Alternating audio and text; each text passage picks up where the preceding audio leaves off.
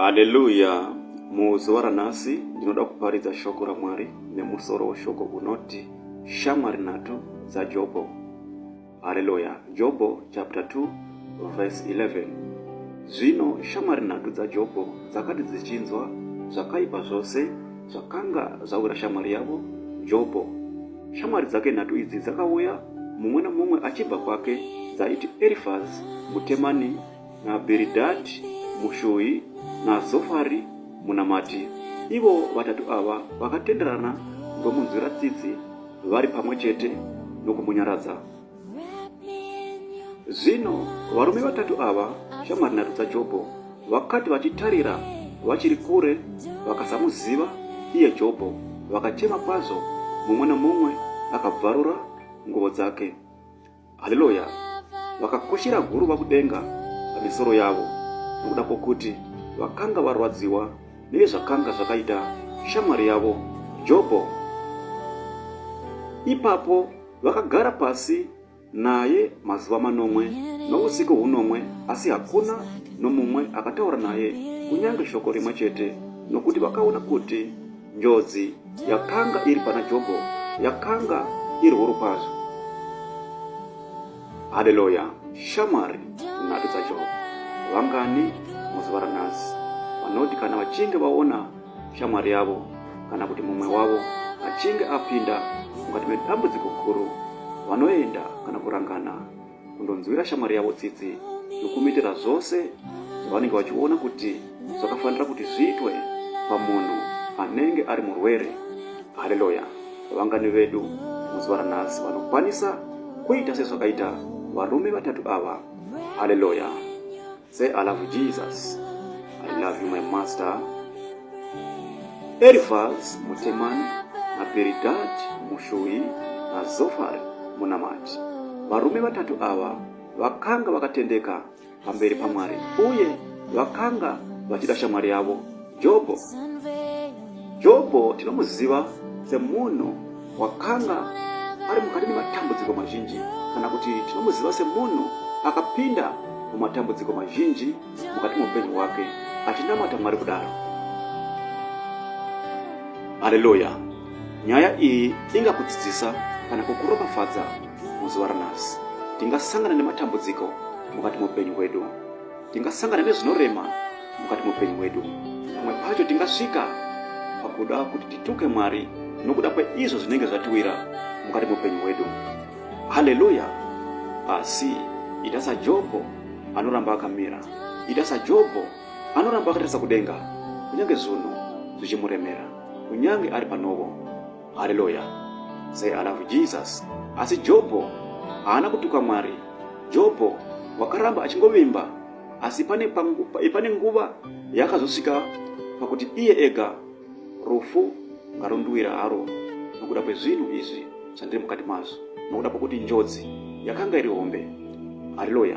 Kwete kuti Jobho wakatuka Mwari, asi mufungo wakamuwira ndewekuti dai ndapfuura hangu, uye wakamhura zuva rakazvarwa. Haleluya. Say, I love Jesus. Kuti dai ndakanga ndisina kuzvarwa hangu, nokuda kwokuti zvinhu izvi zvikuru, kana kuti njodzi iyi ihuru kwazvo mukati muupenyu hwangu. Asi shamwari nhatu dzaJobho dzakamushanyira uye kuzomusimbisa mukati muupenyu hwake. Haleluya. Kufunga pamusoro peproblem yauri mukati mayo, it's not a sin, but uri kufunga zvauri mukati mazvo. Asi iwewe uri mukufunga kudaro, ramba uchivimba naMwari. Haleluya. Nokuti Jobho ari mukufunga kudaro, Mwari wakatuma shamwari dzaJobho nhatu kuti dziuye kuzomusimbisa kuti hama yangu, ramba wakatarisa kudenga. Hama yangu, ramba uchivimba naMwari, zvose zvichanaka. Vangani vedu muzuva ranhasi vanoti kana vakaona hama yavo ichinge yapinda mukati medambudziko guru, vanoenda kundosimbisa hama yavo, vanoenda kundosimbisa shamwari yavo kuti shamwari yedu, nhai hama yedu, don't worry, zvichafamba zvakanaka nerimwe ramazuva, don't worry, Mwari vachapindira. Haleluya. Asi vazhinji vedu muzuva ranhasi tinoti kana tikaona vanhu vakadaro, kunyange dziri shamwari dzedu dzatinowirirana nadzo, kana dzichinge dzapinda mukati mematambudziko makuru, tinodzisiya uye kudziseka. Haleluya. Asi isusu tichiti tinourana navo. Haleluya. Hakuna rudo rwakadaro. Tarisa shamwari nhatu dzaJobho dzakati dzanzwa kuti Jobho warwara, dzakati dzanzwa kuti Jobho wapinda mukati menjodzi huru, dzikarangana idzo dziri nhatu, mumwe nemumwe akabva kumba kwake kuti vaende kundoona Jobho kuti wakanga achirwara zvakambodii.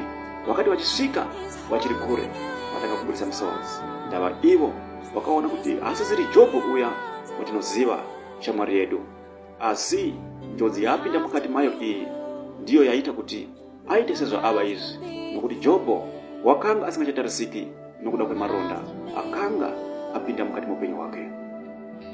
Vangani vedu vanoti kana vachinge vaona hama yavo ichinge yapinda mukati medambudziko, vanoenda kundobatsirana nehama yavo, vanoenda kundobatsirana neshamwari yavo. Tarisa shamwari nhatu dzaJobho dzakati dzanzwa kuti Jobho warwara, dzikarumbwana kuenda kundoona shamwari yadzo Jobho. Haleluya. Hama wadikanwa, tinoziva kuti tine zvizhinji zvinotitambudza mukati muupenyu hwedu, tine zvizhinji zvatiri mukati mazvo. Haleluya. Asi kana tichinge taona hama dzedu dzapinda mukati mematambudziko, tichinge taona shamwari dzedu dzapinda mukati mematambudziko, ngatibatsirane pamwe chete nawo. Haleluya. Ngaticheme pamwe chete nawo, uchitora matambudziko avo kuaita ako, uchitora kuchema kwavo kukuita kwako. Pavanochema newe chemawo, nokuti unenge uchinzwisisa kuti tiri muviri mumwe chete muna Kristu Jesu. Haleluya. Shamwari nhatu dzaJobho dzakati dzanzwa kuti Jobho arwara, dzikamushanyira. Haleluya. Ngative nerudo rwakafanana neshamwari nhatu dzaJobho dzakati dzanzwa kuti Jobho arwara, dzikarangana idzo pachadzo kuuya kuzoona Jobho. Haleluya.